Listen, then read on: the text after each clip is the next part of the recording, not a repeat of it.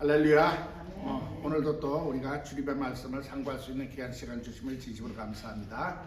자, 오늘 또 우리가 쭉 복습을 하면서 시작을 해야죠. 자, 하나님은 영원전부터 스스로 계신 분입니다. 할렐루야. 그게 출애굽기 3장 14절에 근거하고 그러던 하나님이 어느 날 하늘을 지으셨죠. 셋째 하늘. 그래서 보좌를 놓으시고 그거를 지킬 천사를 지으셨습니다. 그러나 천사 중 일부가 루시퍼가 그 하나님의 그 보좌에 도전함으로써 마귀로 타락하여 하나님께서 그를 음부에다 가두셨습니다. 이것이 이제 이사야서 14장 12절에서 15절 말씀. 그리고 하나님께서 그 음부 안에서 하나님께서 작업을 하신 것이 이제 천지를 창조하시는 작업을 하셨습니다. 그것이 이제 창세기 1장 이 땅을 지으시고, 그 다음에 공기로 공기를 하시고 지구를 만드셨습니다. 우리 땅을. 그래서 성경에 있듯이 1층, 2층 하늘이 셋째 하늘로 되어 있다고 고린도후서 12장 2절에서 4절 사이에 나와 있는 말씀대로 이루어졌습니다. 그리고 우리가 지난 시간에 쭉 공부했지만 하나님께서 이렇게 만드시고 이 땅에 하나님의 형상을 닮은 형상대로 우리 인간을 지으셨습니다. 즉 하나님의 형상을 닮았다는 것은 아들의 형상이라고 말씀을 드렸죠. 하나님의 아들의 형상으로 우리 인간을 지으셨는데 마귀의 속성상 자기의 그 테리토리에 하나님의 아들의 형상이 왔으므로 자기의 속성상 그 인간을 유혹하고 타락시킴으로써 자기의 사망의 권세 안에 가두는 것이 성경의 말씀인 것을 깨달으시기 바랍니다. 그런데 하나님께서 이 타락한 인간을 위해서 하나님의 구원 계획이 세워졌다고 말씀을 드렸습니다. 할렐루야. 그래서 하나님의 구원 계획은요, 하나님께서 아버지 품속에서 독생하신 예수 그리스도를 이 땅에 보내시고 그가 십자가에서 죽으시고 부활하심으로 그 주님께서는 승천하셔서 보좌에 앉아 계시고 성령을 보내주셔서 우리에게 구원을 완성시키고 있는 것이 이것이 성령의 전체의 흐름입니다. 할렐루야. 그런데 지난 시간까지는 이제 그 예수님의 탄생에 대해서 공부를 했습니다. 아버지 품속에서 독생하셨다. 어떠한 장소가 아니라 아버지, 그것이 바로 삼위일체 하나님 안에서 성자가 육신을 입고 이 땅에 오신 것을 말씀을 드렸습니다. 그리고 주님께서는 말씀이 육신이 되어 이 땅에 오셨기 때문에 우리 인간의 차원으로 오셨어요. 즉 보이지 아니하는 하나님의 눈으로 보일 수 있는 하나님이 오신 것을 믿으시기 바랍니다. 그리고 육신을 오신 궁극적인 목적은 뭐라고 그랬죠? 부활을 위해서 오셨다는 거예요. 할렐루야. 그래서 부활을 위해서 죽으셔야 됐고 죽기 위해서는 피를 흘리셔야 됐고 그 피를 흘리시기 위해서 말씀이 육신이 되어서 오셨다는 것이 성경의 진리의 말씀인 것을 깨달으시기 바랍니다. 할렐루야. 자, 그래서 지난 시간에는 그 예수님의 그 성육신으로 오심과 그리고 죄 없는 몸으로 오시기 위해서 동정녀 탄생의 비밀에 대해서 말씀을 드렸습니다. 할렐루야. 그러면 이제 오늘은부터는 이제 예수님의 그 사역이 이루어지는 시간입니다. 이제는 예수님께서 어떻게 사역을 하셔가지고 그 십자가에 지기까지 이 땅에서 하신 일에 대해서 우리가 하나하나 알아보기를 원합니다. 할렐루야. 그래서 예수님께서는 사실 이 땅에 오셨을 때 뭐라고 하셨냐면요, 요한복음 17장 4절에 뭐라고 그러냐면 예수님은 하나님 아버지의 뜻을 이루심으로 하나님 아버지를 영원롭게 하시기 위해서 오셨다는 거예요. 할렐루야. 우리는 잠깐 우리 관점에만, 우리의 구원에만 이렇게 잠깐 초점을 둬서 우리를 구하러 오셨다. 맞습니다. 그러나 주님의 그 큰 뜻은 뭐냐면 바로 아버지의 뜻을 이루기 위해서 오셨고 그 뜻을 이루심으로써 아버지를 영원하게 하셨다는 것을 깨달으시기 바랍니다. 사실은 그래서요, 이러한 관점에서 우리 기독교 그리스도인들의 삶도요, 내가 어떠한 내 뜻을 채우는 것이 아니라 저와 여러분 삶 속에 주어진 하나님의 뜻을 발견하고 이루어가는 삶이 저와 여러분이 정말 하나님을 영화롭게 하는 삶이라는 것을 깨달으시기 위해서 축원합니다. 할렐루야. 그래서 이것을 예수 그리스도의 사역의 시작이라고 부릅니다. 그런데 우리는 예수 그리스도 이렇게 부르고 있습니다. 자, 그러면 예수란 것은 이제 퍼스널 네임이에요. 그분의 이름입니다. 뭐 구약에는 여호수아, 예수야 뭐 여러 가지로 불리지만 그 예수라는 이름은 바로 그 구약 당시에 쭉 있던 백성을 구원한다는 의미의 개인적인 이름이에요. 그래서 성경에 보면 예수라는 이름이 많이 나와요. 다른 사람도. 그래서 특정한 그 분류에서 나사렛 예수라 이렇게 표현도 하셨습니다. 왜? 나사렛 지방에서 자르셨기 때문에 어느 지방의 누구 이런 식의 부르시기에 나사렛 예수라고 그랬고, 우리가 또 이제 믿음 안에서 부르는 게 예수 그리스도라는데, 이 그리스도는 뭐냐면 그분의 타이틀이에요. 직책.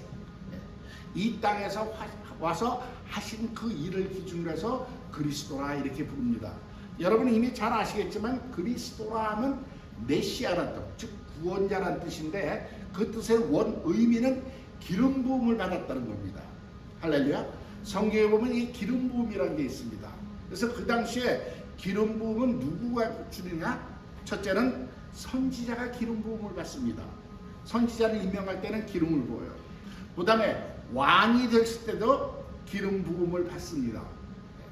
그리고 제사장이 또 선임될 때도 기름 부음을 받는 거예요.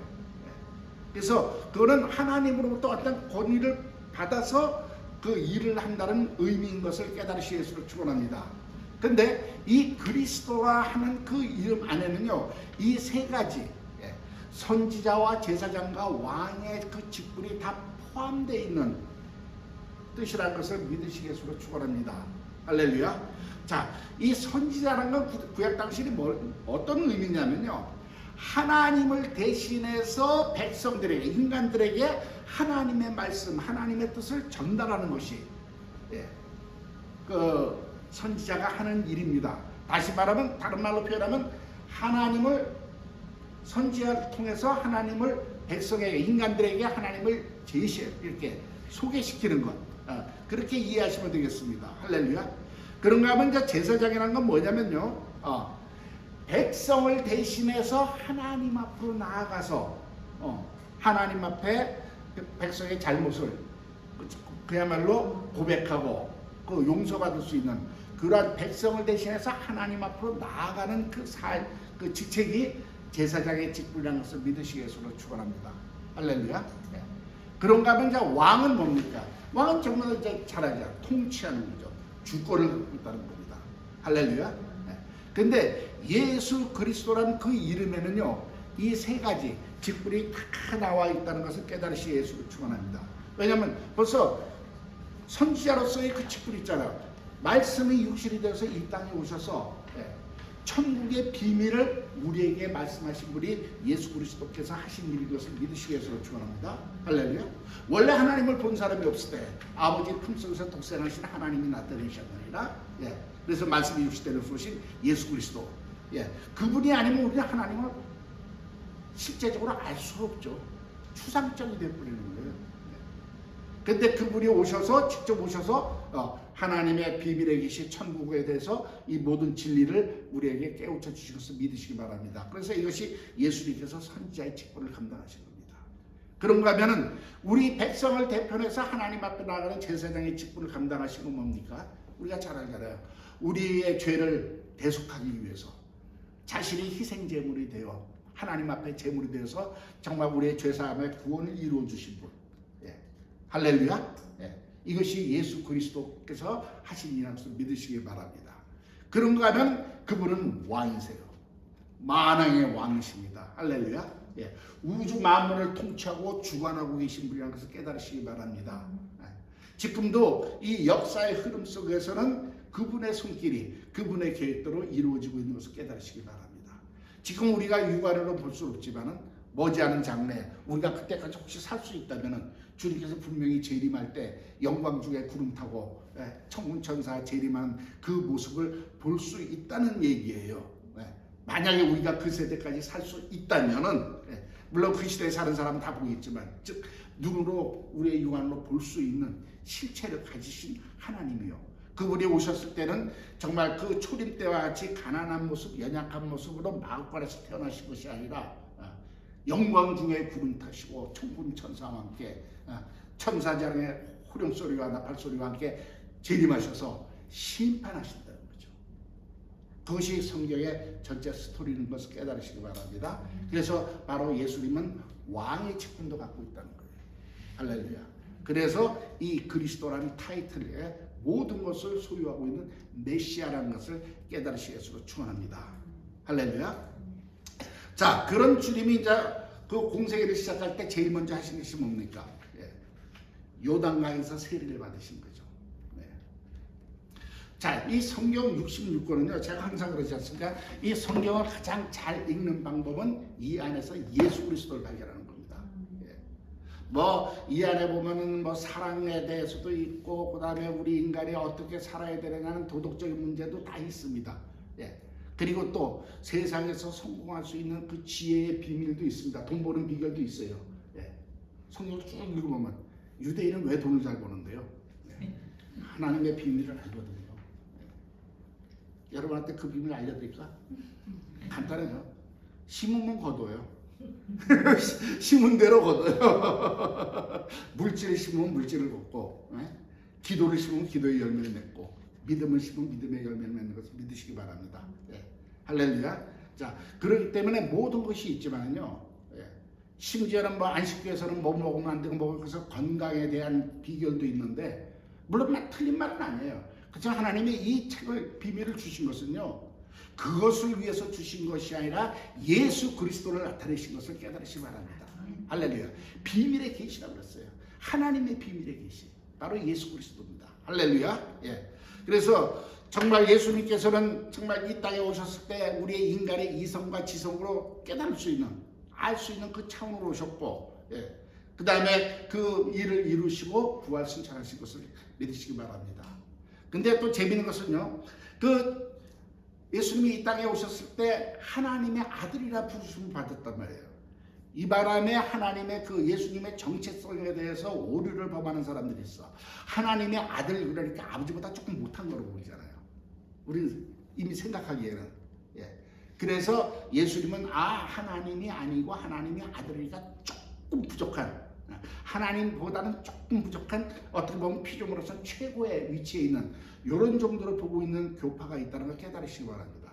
그게 누구냐면요, 여호와의 증인들이에요. 예수 그리스도 메시아 선지자라는데 하나님의 아들이지 하나님 아니라는 거예요. 그 오류를 보는데, 예수님은 성부, 성자, 성령 삼위의 하나님인데 이 땅에 오셔서 왜 하나님의 아들이라 칭함을 받으셨을까요? 여기에는요, 그분의 비밀이 있다는 걸 깨달으시기 바랍니다. 자, 아들이 없는 아버지 있을까요, 없을까요? 아들 없죠? 있어요? 있구나. 죄송합니다. 아들 없는 아버지 있어요. 딸만 있어. 또 자식이 없는 사람이 있을 수 있어요. 그런데 아버지가 없는 아들은 없어요. 무슨 말인지 이해갑니까? 헬로. 아버지 없는 아들이 없는 거예요. 즉 하나님의 아들이라 그러면 그 아버지 하나님이 계시다는 것을 증거하는 것을 믿으시기 바랍니다. 할렐루야. 그래서 그분이 이 땅에 오셨을 때는 본래 하나님이시지만 직분은 하나님의 아들이라 칭함을 받으신 것은 살아계신 하나님을 증거하시고 그분의 존재를 인정하시는 그러한 뜻으로 그렇게 쓰인 것을 믿으시기 바랍니다. 그래서 아들을 보는 자는 아버지를 봤다는 거예요. 예수님이 하나님의 아들이 아니라고 하는 이유는 뭐냐면요, 하나님의 아들이 아니라는 것은 하나님이 없다는 것을 전제로 그렇게 어떻게 한다는 것을 깨달으시기 위해서 축원합니다. 그래서 요새 뉴에이지 파들, 이렇게 그 사람들이 예수님을 자꾸만 외계인 취급하잖아요. 스티븐 스필버그가 그 뉴에이지에 아주 굉장히 높은 위치에 있고 그 사람이 그걸로 해서 감독으로 유명하잖아요. 근데 그 사람 만든 영화 보면요, 전부 다 예수님 성경을 왜곡해가지고 ET가 예수님이 ET로 만들었어요. 외계인이라 그런 것은 그분이 하나님의 아들이 아니라는 거예요. 하나님의 아들이 아니라는 것은 하나님 없다고 하는 거예요. 깨달으시기 바랍니다. 근데 우리 예수님은 오셔서 하나님의 아들이라 칭함받은 것은 바로 그 아버지 하나님이 계시다는 것을 깨달으시 예수로 축원합니다. 할렐루야. 사실 궁극적으로는 아버지와 하나됨을 나타내신 거예요. 아멘. 내가 아버지 안에, 아버지가 내 안에. 할렐루야. 예. 그래서 정말 그 삼위일체 그 하나님께서 스스로를 증거하고 계신다는 것을 깨달으시기 바랍니다. 할렐루야. 그래서 요단강의 세례에도 보면요, 성삼위일체의 증거가 나타나는 것을 믿으시겠으면 축원합니다. 우리 그냥 요단강의 홍상에 세례 받으니까 그런가 보다 하는데, 거기에는요 그 세례를 통해서 성삼위일체가 예수님이 메시아라는 것을 이미 거기서부터 또 증거하고 계신다는 깨달으시겠으면 축원합니다. 네. 자, 우리가 그때 예수님이 오시기 6개월 전에 세례 요한이 먼저 태어나서 세례 요한이 광야에서 회개하라 천국에 가니라면서 그 회개의 세례를 줬습니다. 근데 예수님이 지금 세례를 받으러 가신 것은 지금 요한에게 나가신 거예요. 세례 요한에게. 그건 사람들이 죄사함에 세례를 받는 거예요. 네. 그래서 예수님은 하나님이신데도 불구하고 인간인 요한에게 갔더니 요한은 예수님이 누군지 알잖아요. 성령으로 인해서. 그러니까 내가 오히려 세례를 받아야 될 건데 어떻게 감히 내가 세례를 주겠습니까? 할 때 예수님이 뭐라고 말씀하셨습니까? 이것을 행하라. 이것은 모든 의를 이루느니라 그랬습니다. 할렐루야. 네. 그것이 마태복음 3장 15절에 예수님께서는 네가 세례를 나한테 베풀어야 모든 의가 이루어진다고 이렇게 말씀을 하셨습니다. 그러면서 뭐라고 했으면 이제라는 단어가 썼어요. 이제 하나라. 그것은 뭐냐면 그것은 거기서부터 뭔가 시작을 하신다는, 새로운 일을 시작하신다는 의미가 있다는 것을 깨달으시기 바랍니다. 자, 예수님의 자신이 메시아인 걸 알고 계셨을까요? 모르고 계셨을까요? 헬로. 야, 당연히 알고 있었죠. 그 증거가 뭐냐면요, 누가복음 3장인가? 예. 2장 49절에 나와 있습니다. 그 2장의 후반부 사건이 뭡니까? 12살 때, 예수님이 12살 때 그 가족이 유월절 예루살렘에 갔잖아요. 그리고 돌아오는데, 아버지 엄마는 돌아오는데 하룻길을 지나서 같이 온 줄 알았더니 없어. 그래가지고 물어서 찾아갔더니 사흘 만에 찾았는데 어디 있었다고요? 성전에서 거기는 율법사들 학사들 얘기하고 계셨다는 거예요. 그럴 때 그 마리아랑 아버지가 뭐라고 그랬어요? 야, 너 때문에 걱정했다. 어떻게 부모 속을 이렇게 깜짝 놀라게 하냐 그랬을 때 예수님이 사실 뭐라고 말씀하셨죠? 내가 내 아버지 집에 있어야 될 것을 알지 아니하십니까? 할렐루야. 이미 그때부터 그분은 그렇게 말씀하신 거야. 내가 내 아버지 집에 있다는 거예요. 할렐루야. 네. 그분은 바로 당신이 메시아의 직분을 갖고 온 하나님의 아들이심에도 조금 더 의심이 없이 알고 계신 것을 깨달으시겠으로 축원합니다. 할렐루야. 네. 그렇지만은 의를 이룬다는 거 뭐냐면, 내가 하나님 메시아지만 이 땅에 온 것은 내가 인간의 모습으로, 인간의 육신을 입고 인간과 동등한 죄인의 차원에서 내가 하나님의 일을 나타내는 메시아라는 거예요. 네. 할렐루야. 네. 이것은 뭐예요? 성자 자신이 당신이 메시아인 것을 증거하는 사건이라서 깨달으시기 바랍니다. 네. 나는 하나님이지만 내가 이 땅에 온 목적은 너희들과 인간과 동등한 죄인의 모습으로 와서 그 죄를 감당하기로 한 메시아로 온 하나님의 아들이란 것을, 그리스도란 것을 스스로 선포하신 것을 믿으시겠으로 축원합니다. 와우. 네. 자, 그리고 그다음에는 이제 그랬더니 세례를 줬더니 어떻게 됐습니까? 성령이 비둘기 같이 위에서 내려왔다는 거예요. 자, 여기서는 우리가 조금 많이 이렇게 좀 오류가 있습니다. 성령이 비둘기처럼 주님 머리에 내려오니까는 지금 뭐라고 그럽니까? 다들 성령을 어떻게 표현합니까? 비둘기 같은 성령. 그렇게 얘기하고 있지 않아요? 그래서 교회에서 표식도 보면 성령을 비둘기로 모양 그렸는데, 여러분 거기에 대해서 조금 어떤 의문을 갖고 있지 않습니까? 좀 말이 되나요? 비둘기와 같은 성령. 헬로. 생각해 보세요. 비둘기는 피조물이에요. 성령은 하나님의 거룩하신 하나님이 있습니다.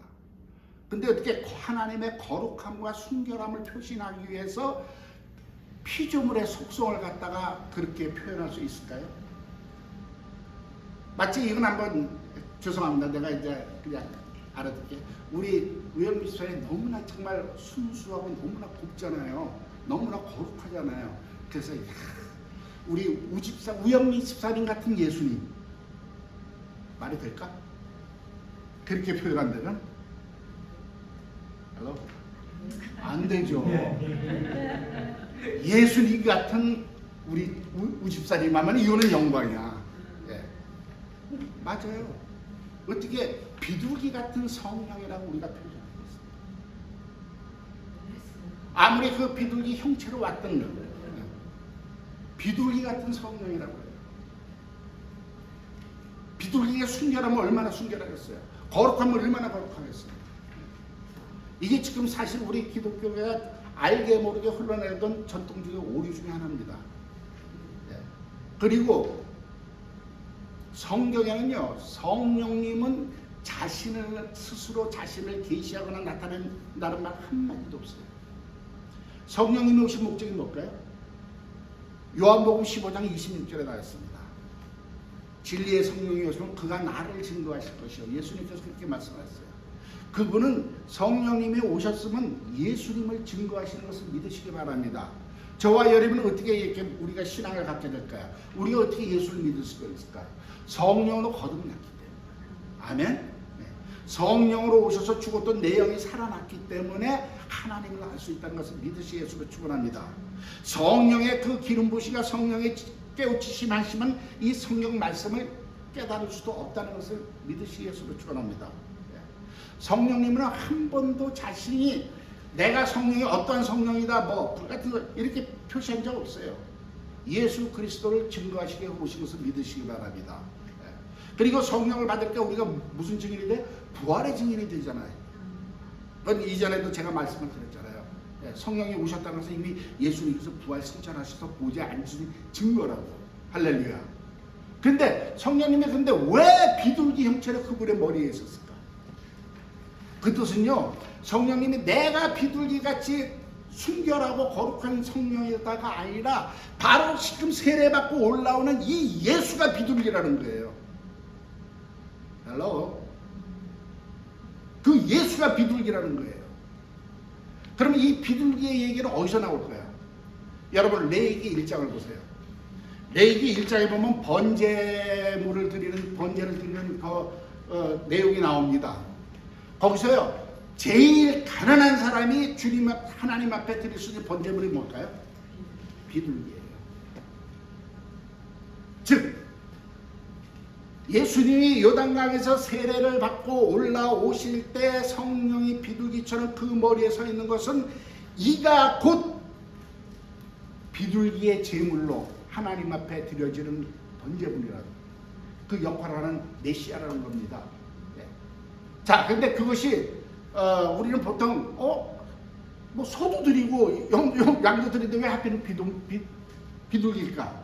그거는요, 누가복음 4장 몇 절인가? 28절인가? 거기에 예수님이 나사렛 회당에서 제일 처음 설교하실 때 읽었던 내용이 나옵니다. 거기 읽었던 내용이 뭐라고 그랬냐면 그것이 이사야서 61장 1절의 말씀을 예언하신 거예요. 이사야서를 피고, 즉 말하면 주의 성령이 내게 임하셨으니 이는 가난한 자에게 복음을 전하시려고. 할렐루야. 예. 그 기름 부으심 받은 첫 번째 그 말씀이 뭐냐면 부자에게 복음을 전하시고 아니에요. 가난한 자에게 복음을 전하시고. 물론 이것이 가난한 자라는 것은 여러 가지 의미가 있을 수 있습니다. 예. 물질적으로 부자라가 뭔지 심령을 하지만 하여튼 가난한 자에게 복음을 전하기 위해서 하시려고 내게 기름을 부으심이라고 했습니다. 할렐루야. 예. 바로 이사야서 61장 1절의 말씀을 이루어지는 순간, 그 구약의 예언이 이루어지는 순간이 주님께서 세례 받으시고 공생의 세례 받으시고 올라오실 때 성령이 증거하신 거예요. 깨달으시겠소로 축원합니다. 할렐루야. 예. 즉 만약에 소의 번제물로 왔다면 부자가 그럼 구원을 받았으면 그 가난한 사람은 우리는 어떻게 돼? 이렇게 할 수가 있지만 가난한 자를에게 복음을 전하신다는 그 의미는 그 위에 있는 뭐 부자들 다 포함되는 범주란 것을 저와 여러분은 이해하시기 위해서 축원합니다. 할렐루야. 예. 그래서 주님께서요 나사렛 회당에서 첫 설교하실 때 바로 그 이사야서의 말씀을 피신 거예요. 내가 바로 기름 부음 받고 온 메시아고 가난한 자에게 복음을 전하고 눌린 자를 자유케 하고 포로된 자를 자유케 하는 그리고 복음을 전하는 자다. 메시아라는 것을 나타내신 것을 믿으시기에 축원합니다. 아멘. 그러면서 세 번째는 뭡니까? 성령 그 다음에는 하늘에서 음성이 들렸습니다. 이는 내 사랑하는 아들이요 내 기뻐하는 자라고 성부 하나님께서 직접 육성으로 선포하신 것을 믿으시기에 축원합니다. 자, 그러면 이 세례의 사건에서요 성자, 성령, 성부 삼위일체 하나님께서 그 예수 그리스도가 메시아인 것을 선포하신 것을 믿으시기에 축원합니다. 할렐루야. 이게 얼마나 성경이 놀라워요. 우리 그걸 잠깐만 깨닫지 못하고 우리가 잠깐만 성경을요 우리 관점에서 우리의 차원에서 이해하려고 깨달으려고 풀이하려고 하다 보니까는 그렇게 엉뚱한 실수를 하게 된다는 것을 깨달으시기 바랍니다. 그러나 우리가 정말 하나님의 말씀에 정말 바로 서 있고 성령님의 깨우치심과 성령님의 조명하심이 있으면요 그 비밀의 계시가 풀리지면요 이 한마디 한마디라도 하나님의 뜻에 따라 밝혀지는 역사가 있다는 것을 믿으시기에 축원합니다. 할렐루야. 그래서 우리 사랑하는 예천 성도님들은요 이제는 조금 눈을 우리가 인간적인 차원에서 성경을 보는 것이 아니라 하나님의 비밀의 계시를 받을 수 있는 그러한 기름 부으심 받은 귀한 성도들 되시기에 축원합니다. 할렐루야. 예. 자, 그래서 예수님께서는 삼위일체 성삼위일체로 그리스도가 인정받으시면서 그 다음에 어디로 가셨죠? 광야로 끌려갔습니다. 예, 인도됐습니다. 그래서 광야의 시험을 받으셨습니다. 우리 잘 알잖아요. 마귀에게 시험을 받으셨습니다. 40일 동안 금식하시고 사실 보면요 우리 주님은 본인도 인정하셨고 성자 성부 성령 다 인정하신 메시아인데 시험 받을 필요가 있을까요? 없어요. 시험 안 받으셔도 돼. 그럼에도 불구하고 가셔서 마귀의 와의 그 영적 전쟁을 치르신 다음에 공생애로서 사역을 시작을 했습니다. 물론 마귀도 그가 하나님의 아들이라는 거 알아요. 그러나 마귀의 속성상 공격하게끔 되어 있고 또 예수님이 육신을 입고 그 육신의 한계를 안에서 지금 인자로 오셨기 때문에 육신의 연약함을 알기 때문에 그것을 공격한 것을 깨달으시기 바랍니다. 너 배고프지? 그럼 네가 하나님의 아들이라면 만약에 돌로 한번 떡 만들어서 먹어봐. 그럼 내가 믿어줄게. 네, 이런 식의 개념입니다. 그런데 만약에 예수님이 하나님의 아들이 아니라면 그래 내가 그러면 한번 증명해볼까. 어떻게 써라든지 만들어 보려고 하셨을 거예요. 근데 그분은 하나님의 아들이시잖아요. 그러니까 그렇게 안 하고 말씀 기록되었을 때 하나님의 그 말씀으로 마귀를 대적한 것을 깨달으시기 바랍니다. 예, 할렐루야. 사람이 떡으로만 사는 것이 아니라 즉 우리 삶의 본질을 얘기하신 거예요. 우리 인간이 육신을 입기 때문에 떡 먹어야 됩니다. 영양떡도 먹고 쑥떡도 먹고 감사합니다. 예, 밥도 먹고 쫄면도 먹고 할렐루야. 예, 먹어야지만 우리는 그것이 우리 삶의 본질이 아니라는 거죠. 예. 우리 옛날에 저 안 믿을 때 그랬습니다. 자, 우리 인간이 먹기 위해서 사느냐 살기 위해서 먹느냐 뭐 이거 갖고 뭐 우리 논쟁한 적이 있어요. 그래서 뭐 먹기 위해서 산다 살기 위해서 먹는다 여러 가지인데 사실 어떻게 보면 살기 위해서 먹는 것이 성경적입니다. 예. 그러나 그 살기 위한다는 것이 겨우 뭐 거기에 매인다는 것이 아니라 우리가 정말 건강한 몸으로 여기서 하나님의 뜻을 이루기 위해서는 먹어야 되는 거예요. 하지만 그것이 내 인생의 전부가 아니라는 거예요. 깨달으시 예수로 축원합니다. 할렐루야. 그리고 정말 그 주님께서 그런 고난을 겪으시고 그 시험을 받으신 이유가 우리 그리스도인들로서 삶의 본질을 깨닫게 하시기 위해서 그분이 스스로 본을 보이신 것을 믿으시겠으면 축원합니다. 아멘. 예.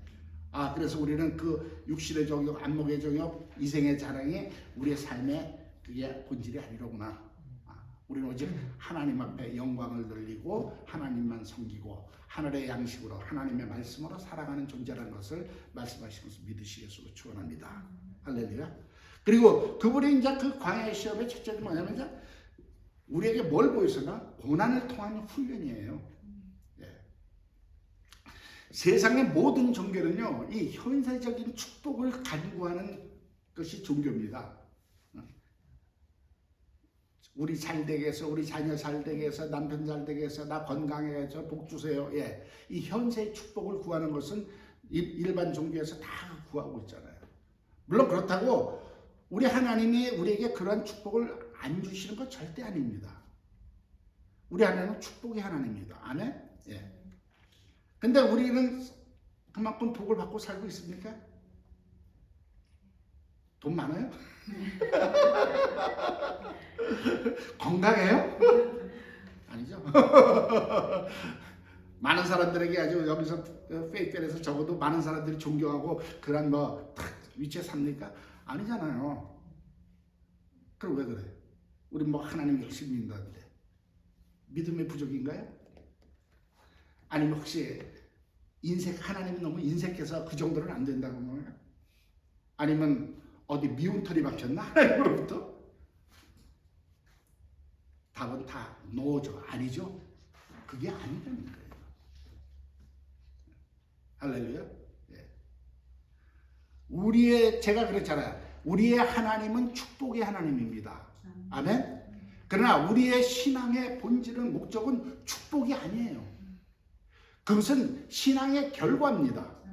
우리 축복을 받기 위해서 신앙생활하는 것이 아니라 하나님을 사랑하고 하나님의 뜻을 구하고 그 뜻을 위해서 내가 그 뜻을 이룸으로써 아버지를 영화롭게 하게 하는 그 삶에 그리스도의 삶에 동참하는 삶이 우리의 신앙생활에서 믿으시기 바랍니다. 그것이 신앙의 목적이에요. 그러면은 그러한 신앙생활하면 하나님이 약속하신 그런 모든 축복은 저절로 우리에게 오게끔 되어 있다는 것을 믿으시겠으로 축원합니다. 할렐루야. 그런데 우리가 알다시피 이런 육신을 갖고 있기 때문에 자꾸만 우리는 이 세상에 발붙이지 않게 세상 것이 자꾸만 좋아 보이고 그렇게 그냥 아름다워 보이고 먹음직스러워서 자꾸만 가게끔 돼 있어요. 그리고 저와 여러분도 알다시피 우리에게만 그 원죄, 그 죄성이 있기 때문에 자꾸만 그 하나님의 뜻을 거스르려고 하는 그 본성이 있다는 것 우리 인정하잖아요. 그래서 하나님께서는 그것을 깨트리기 위해서 저와 여러분을 고난으로 광야로 보내시는 것을 깨달으시겠으로 축원합니다. 즉 우리가 고난을 통하여 주의 율례를 배웠나이다. 다윗이 시편 119편에서 고백했어요.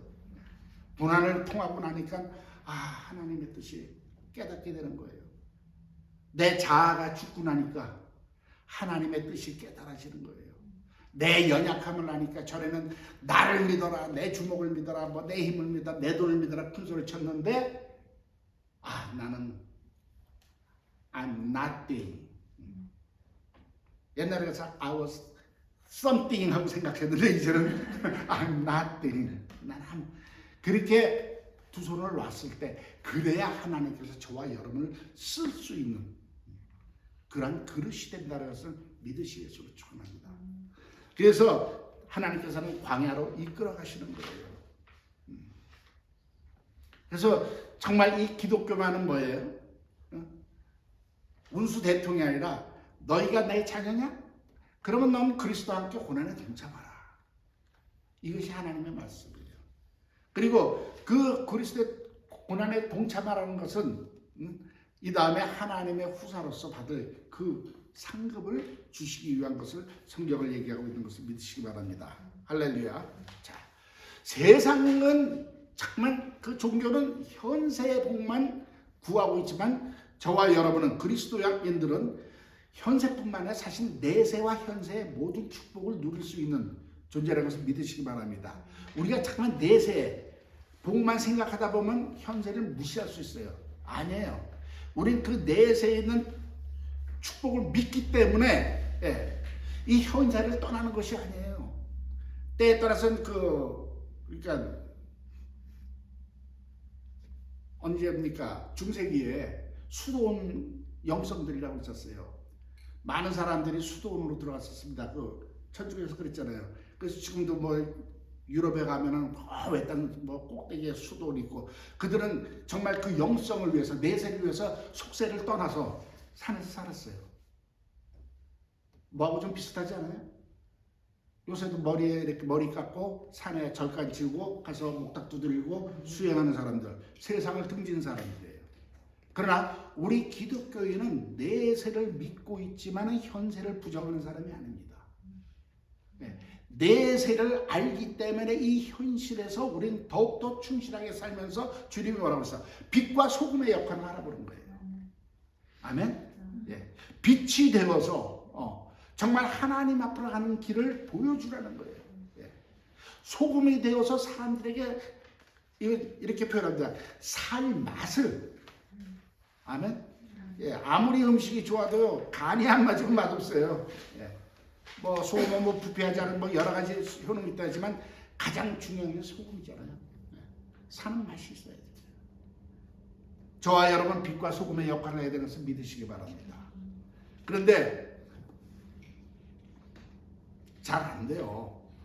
소금이 맛을 내려면 어떻게 됩니까? 녹아야죠. 녹아야 소금 맛이 나죠. 짠맛이 나죠. 안 녹으면은 소금 맛이 안 나요. 즉 녹는다는 것은 뭐예요? 나는 없고 나를 통해서 그리스도의 향기. 아멘. 그것이 소금의 역할인 걸 믿으시기 바랍니다. 근데 지금 우리 많은 그리스도인들이 안 녹아. 나를 나타내려고 그래. 교회에서도 내가 이만큼 헌신하는데, 내가 이만큼 헌금하는데, 내가 교회를 이렇게 주관하고 있는데, 내가 목사인데, 내가 장로인데, 안 녹아. 그렇게 맛이 없어. 짠맛. 근데 소금이 맛이 없으면 어떡한다 그래서? 땅에 떨어져 바다에 닳을 뿐만 그렇습니다. 우리가 안 녹아. 내가 잘났다 그러니까 교회가 안 녹아. 소금이 안 돼. 그러니까 세상 사람들이 발로 밟지. 깨달으시기 바랍니다. 우리는 항상 그러니까 나는 죽고 내 안에는 그리스도가 나타나. 아멘. 교회에서 물론 내 생각이 맞을 수도 있고 하지만 그걸 한 발 물러서서 우리가 연합해서 하나님의 영광이 나타나야 되는 걸 믿으시기 바랍니다. 빛은 요새는 스위치 오는 게 빛이 나지만 사실은 등불이에요. 빛을 켜려면 등불을 켜야 돼요. 내 몸이 타야 돼요. 기름이 있어야 돼, 기름이. 근데 기름이 다 떨어지면 어떻게 돼요? 심지가 타기 시작해요. 내가 스스로 빛을 내려고 그러면 심지가 타요. 그럼 끓음이 나고 연기가 나면 어떻게 해요? 다른 사람 눈에서 눈물 나게 만드는 거야. 아멘? 그러다 보면 심지 다 타면 뭐야? 그 불 꺼져버려요. 자기도 끝. 깨달으시기 위해서 축원합니다. 그래서 이 빛과 소금의 올바른 역할을 감당하게 하기 위해서 때에 따른 하나님의 고난이라는 것을 통해서 저와 여러분 훈련시키고 있다는 것을 믿으시기 바랍니다. 감당할 수 있는 그릇을 만드는 거예요. 아멘? 그래서 우리 구약의 그 출애굽 사건을 보면 알잖아요. 그들을 출애굽해가지고 하나님의 그 이적으로 홍해를 가려고 했으면 금방 데리고 가나안에 가야 되는데 왜 40년을 뺑뺑이 돌렸을까요? 그 믿음 없는 세대들, 노예 생활에 400년 동안 익숙해져 있던 그들로서는 하나님이 주시는 그 가나안의 축복을 정복할 수 있는 힘이 없어요. 가면 거기 가서 또 종노릇해야 돼. 짝고 하는 데 없습니까? 제가 섬길게요. 하나님은 그것을 없애기 위해서 그 세대를 바꾸고 그 광야에서 그 험악한 그 환경 속에서 자라난 그 2세대들 얼마나 척박해요. 척박한 데서 사는 사람은 아주 기질이 강합니다. 할렐루야. 그러면서 성막을 통해서 하나님과의 교제 속에서 하나님을 아는 사람들, 하나님을 경외할 수 있는 그 신앙인들, 믿음의 사람들로 해서 그 가나안의 축복을 물려받게 하는 것을 깨달으시기 위해서 축원합니다. 할렐루야. 자, 그런데 감사한 것은요, 그 하나님이 출애굽을 할 때 이미 가나안의 축복을 약속을 하시고 데리고 나가신 것을 깨달으시기 바랍니다. 그들이 광야에서 길을 잃다 헤매니까 하나님이 그냥 우여곡절 중에 찾아가지고 그냥 가나안으로 가란 게 아니에요. 그들을 끄집어낼 때부터 젖과 꿀이 흐르는 그 축복의 땅을 약속하신 것을 믿으시기 바랍니다. 이 말씀이 저와 여러분에게 소망이 되는 줄 믿으시기 위해서 축원합니다. 저와 여러분 속에 고난이 있잖아요. 다 있어요. 통과해야 돼요. 근데 그것이 갑자기 온 것이 아니에요. 하나님의 복을 주시기 위해서 이미 뭔가를 정해 놓으셨기 때문에 저와 여러분을 광야로 인도하신 것을 믿으시기 위해서 축원합니다. 그래서 저는요, 정말 잘 믿으려고 하는데 고난이 있는 사람들, 저는 소망이 있다고 봅니다. 할렐루야. 네. 이미 하나님이 약속하셨으니까 끌고 오시는 거예요. 하나님이 그거 막을 힘이 없어서 못 막아주나? 아니잖아요. 아까도 봤어요. 인색해서 그러나? 누구 말 맞다 우리가 죄를 져서 저주 때문에 더더욱이나 아니죠. 사랑의 하나님이. 그러나 우리가 그 축복을 감당하기 위해서는 그런 훈련을 받아야 됩니다. 인도하시고 믿으시기 바랍니다. 우리 수민 형제, 주영자매는 뭐 가끔마다 훈련 막 나가대. 네. 왜? 훈련 받아야 군인이 되니까. 실력이 느니까. 네. 훈련 고되죠. 근데 일반 사병하고 장교 훈련하고 다르고 일반 보병하고 네이비실 훈련 차원이 다르잖아. 난 유튜브에서 네이비실 훈련 받는 거 봐서 와우. 나는 감당 못할 것 같더라고. 왜? 그만큼 해야 그런 특수 작전을 수행할 수 있는 정병이 되니까, 군사가 되니까. 그래서 저와 여러분이 혹시 고난이 너무 힘들다? 실망하지 마세요. 그만큼 하나님이 높이 쓰시기 위함인 것을 믿으시기 바랍니다. 제가 건축 전공했잖아요. 빌딩을 높이 지으려면 땅을 깊이 파야 돼요. 아멘. 그래서 지금 안 될 때는 땅 깊이 내려가고 있는 중입니다. 그러나 그것이 끝나면 올라올 줄 믿으시기 바랍니다. 물론 위로가 안 될 줄 믿습니다. 압니다. 왜? 저도 너무 힘드니까 아버지 그만 내려보내시고 여기서 대충 끝내고 그냥 높이 안 올려도 좋으니까 이제 그만 올려주세요. 저 울며불며 그런 기도한 적이 한두 번이 아니에요. 너무 힘들었기 때문에. 그러나 지나오고 보니까 그것이 다 하나님의 은혜인 걸 믿으시기 위해서 축원합니다. 네, 할렐루야. 그리고 그 고난을 통해서 아까도 말씀한 40일 금식을 통해서 우리의 삶의 본질, 즉 하늘의 가치관을 알게 해주시는 것을 믿으시기 위해서 축원합니다. 우리는 떡으로만 사는 것이 아니요 하나님의 말씀으로 산다는 거예요. 우리 눈에 보이는 걸로 사는 것이 아니라 하나님의 그 약속, 하나님의 그 소망을 붙들고 살아가는 것을 믿으시기 위해서 축원합니다. 보이는 것은 소망이 아니에요. 보이면 가서 잡아오면 돼요. 할렐루야. 보이지 아니하기 때문에 우리는 소망으로 인내하면서 나아가는 믿음으로 사는 사람인 것을 깨달으시기 바랍니다. 제가 항상 이 가치관에 대해서는요, 지금 우리 모든 그리스도인들, 교회가 정말 어떻게 보면 이 무브먼트가 있어야 된다고 저는 확신하고 이렇게 그야말로 목에 핏대를 세우고 떠드는 사람입니다. 왜? 가치관이 안 바뀌니까 우리 신앙이 바뀌지 않는 거예요. 하늘의 소망을 두고 산다 그러면서 왜 우리는 이 세상 것 지금 구하고 있잖아요. 그러기 위해서 그냥 하면서 서로 나 알아주기 위해서 교회에서도 그렇게 들이침이 있고 교회가 목사가 왜 무슨 왼수가 됐어요? 친해져야 되는데 안 친해져. 성도복은 연합하라 그러면서 이건 저부터 그래요. 우리 연합이 안 돼. 다 지잘났대. 저도 문제 있는 사람입니다. 그 이유는 뭐냐면요, 내가 내 교회 지키고 뭐 이렇게 내 거, 내 이름. 잠깐만 그건 뭡니까? 그것은 땅에 속해 있는 거예요. 교회 멋진 건물. 우리 주님 앞에 갈 때 들림 받을 때 교회 건물이 올라가나요? 아니에요. 우리 영혼이 올라가는 것을 믿으시기 바랍니다. 네. 그래서 우리는 정말 한 영혼 한 영혼을 귀하게 생각하고 전도와 선교하는 거예요. 그것이 진짜 상급인 것을 믿으시기 바랍니다. 아멘. 네. 가치관이 바뀌어야 돼요. 가치관이 바뀌지 않으면 생각이 안 바뀌고 생각이 안 바뀌니까 변화가 없는 거예요. 그냥 세상 것이 좋고 그냥 교회는 그냥 소사이어티 그냥 친교로 다니고 자꾸만 종교의 영에 사로잡혀서 지금 사실은 미국뿐만 아니라 한국 지금 모든 기독교를 지금 말하자면 주축으로 막 발전하던 나라들이 지금 딱 스톱해가지고 문제가 지금 생기잖아요. 그것이 영향받아 사회적으로 경제적으로 그 다음에 정치적으로도 문제가 생기는 거예요. 지금 우리가 눈으로 보고 그거 지금 느끼고 살고 있잖아요. 우리가 그 시대에 살고 있어요. 그런데 주님은 이런 시대를 통해서 하나님의 말씀에 하나님의 믿음의 그루터기를 찾고 계신 것을 믿으시기 바랍니다. 나무가 다 잘려도 그루터기 있어요. 싹이 나요. 또 나무가 자라게 되어 있는 것을 믿으시기 바랍니다. 할렐루야. 저와 여러분이 정말 그리스도의 마지막 시대의 그루터기가 되기를 예수를 축원합니다. 할렐루야. 자, 그리고 이제 예수님께서는 그 마귀의 시험을 새로운 가치관을 우리에게 알려주시고 그걸로 이기시고 승리하시고 나가서 사역을 시작하셨습니다. 근데 예수님의 그 사역의 형태에 보면요, 딱 간단히 세 가지였어요. 마태복음 4장이나 9장을 참조하신 뭐냐면요, 첫째, 복음을 전파하셨습니다. 할렐루야. 예수님께서 모든 천과 성을 두루 다니면서 복음을 선포했습니다. 그래서 preach.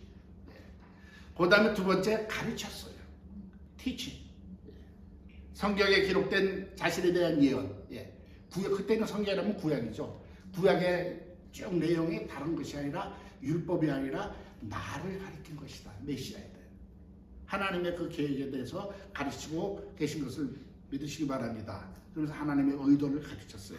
그 다음에 세 번째 볼게요. 힐링, 치료하셨습니다. 병든 자를 치료하셨습니다. 할렐루야. 그 당시에는 병과 귀신에 들린 자가 많았어서 치료 사역이 같이 예수님이 하신 것이 성경에 나옵니다. 자, 성경에서 예수님이 하신 것은요, 성령의 기름 부으심의 그 기프트, 은사가 그때 이미 예수님께서 다 하셨어요. 그러면 예수님께서 시작하신 그 은사가 지금도 동일하게 나타난다는 것을 믿으시기 바랍니다. 예수 그리스도는 어제와 오늘날 영원토록 동일하시다고 그랬어요. 할렐루야. 예수님이 하신 것은요, 예수님이 하나님의 아들이라서만 하신 것이 아니라 너희도 기름 부음 받고 성령을 거듭나면 인간 육신을 갖고 있던 내가 했듯이 너희도 할 수 있다는 것을 성경을 통해서 우리에게 전하는 메시지라는 걸 믿으시기 바랍니다. 할렐루야. 그래서 저와 여러분도 우리 교회도 첫째는 복음을 전파하는 겁니다. 할렐루야. 죽은 자에게 정말 영적으로 죽은 자를 살리는 복음을 전파하는 하나의 진리들.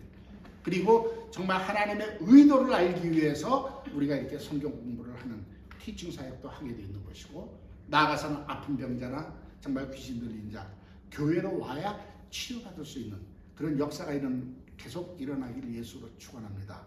저는 이 힐링에 대해서는 조금 더 의심이 없습니다. 왜? 제가 지난 수십 년 동안에 제 이 사역 속에서 하나님이 그렇게 써오셨고, 그렇게 해오셨기 때문에 저는 그것을 확신하고 있고, 아시는 분 아시고 모르는 사람 모르고. 근데 우리가 정말 이 교회는 그러니까 이게 육신적인 치료도 있고 신령의 치료도 있고, 아멘, 정신적인 치료도 있고. 그래서 우리 교회는 살리는 교회가 되는 것을 믿으시기 예수를 축원합니다. 할렐루야. 여기까지가 이제 예수님께서 이 땅에 오셔서 그리스도란 타이틀을 가지시고 공생애를 시작하실 때 하신 일이고, 그분이 하셨던 사역이 이제 조금 말하자 preaching, teaching, 힐링 사역을 하셨습니다. 그리고 결국은 이제 그것이 십자가로 가시는 여정이었던 것을 깨달으시 예수를 축원합니다. 그래서 오늘은 여기까지 우리가 공부를 하고, 이제 다음 시간에는 드디어 십자가의 고난과 죽으심에 대해서 우리가 점점 이제 예수님의 그 사역이 클라이막스로 올라가고 있다는 것을 기대하시면서 여러분들 기도하시고, 우리가 또 다음 시간에 만나서 우리가 또 성경 공부하기를 원합니다. 이 시간 잠시 기도하겠습니다.